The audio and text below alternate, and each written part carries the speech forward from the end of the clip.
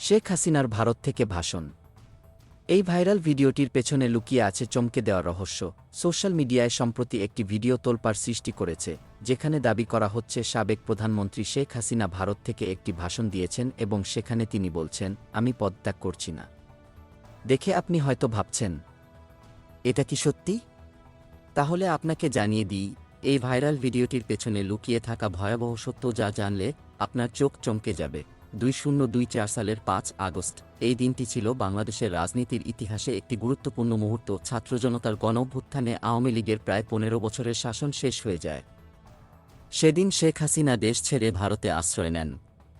এরপরেই সোশ্যাল মিডিয়ায় একটি ভিডিও ছড়িয়ে পড়ে, যেখানে দাবি করা হচ্ছে শেখ হাসিনা ভারতে বসে একটি ভাষণ দিয়েছেন এবং সেখানে তিনি নিজের পদত্যাগের বিষয়টি অস্বীকার করেছেন। কিন্তু আসল সত্যটা জানলে আপনি অবাক হয়ে যাবেন। রিউমোর স্ক্যানার জানিয়েছে, এই ভিডিওটি সম্পূর্ণভাবে ভুয়া।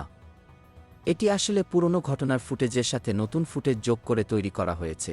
ভিডিওটির মধ্যে আপনি শুনতে পাবেন শেখ হাসিনাকে বলতে শোনা যাচ্ছে, তোমরা রাজাকার, তোমার বাবা রাজাকার, এটা তো তোমরাই করেছ।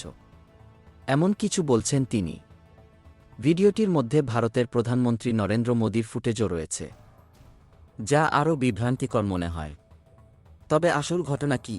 এই ভিডিওটি আসলে দ্য ডেইলি স্টার নামক ইংরেজি দৈনিকের ইউটিউব চ্যানেল থেকে এসেছে। 2024 সালের 26 জুলাই ক্ষতিগ্রস্ত বিটিভি ভবন পরিদর্শন করে যা বললেন প্রধানমন্ত্রী শিরোনামে একটি প্রতিবেদন প্রকাশিত হয়েছিল। সেখানে শেখ হাসিনা রামপুরায় অবস্থিত বাংলাদেশ টেলিভিশন ভবনে আন্দোলনকারীদের আগুন দেওয়ার পর পরিদর্শনে যান এবং গণমাধ্যম কর্মীদের সঙ্গে কথা বলেন। ভিডিওতে তার পরিহিত শাড়ি, বঙ্গবন্ধুর ছবি খচিত ব্যাজ এবং ব্যাকগ্রাউন্ড সব কিছু একেবারে সঠিক ছিল। কিন্তু এখানে সত্যটা হলো, ভিডিওটি ডিজিটালি এডিট করা হয়েছে, যাতে মনে হয় শেখ হাসিনা ভারতে ভাষণ দিচ্ছেন। মঞ্চের পেছনে থাকা বিজেপির লোগোও ডিজিটালি বসানো হয়েছে। এই পুরো ভিডিওটি উদ্দেশ্যপ্রণোদিতভাবে তৈরি করা হয়েছে বিভ্রান্তি ছড়ানোর জন্য। তাহলে কেন এই ভিডিওটি ভাইরাল হচ্ছে? এর পেছনে উদ্দেশ্য একটাই, মানুষকে বিভ্রান্ত করা, ভুল তথ্য ছড়িয়ে দেওয়া এবং রাজনৈতিক উদ্দেশ্যে